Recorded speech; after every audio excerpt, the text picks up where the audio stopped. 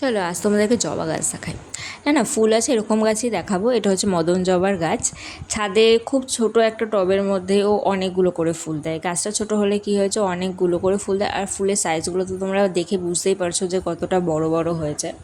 তো আমি সেরকম একটা ফুলের নাম জানি না, ওই জবা গাছের কালার দিয়ে আমি জবা গাছ বলে দিই। সাদা জবা সাদা নাম, এরকম টাইপের। এই জবার নাম জানি না আমি।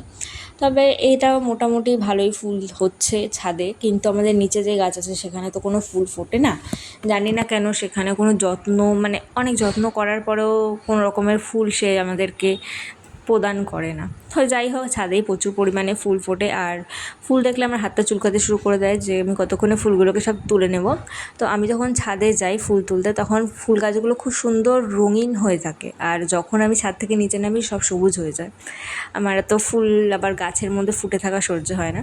তো এটা হলো সাদা জবার গাছ, এও প্রচুর পরিমাণে ফুল দেয়। তো ভিডিওটা ভালো লাগলে লাইক কমেন্ট শেয়ার করে দেবে, চ্যানেলকে সাবস্ক্রাইব করে দেবে। Tata, bye bye.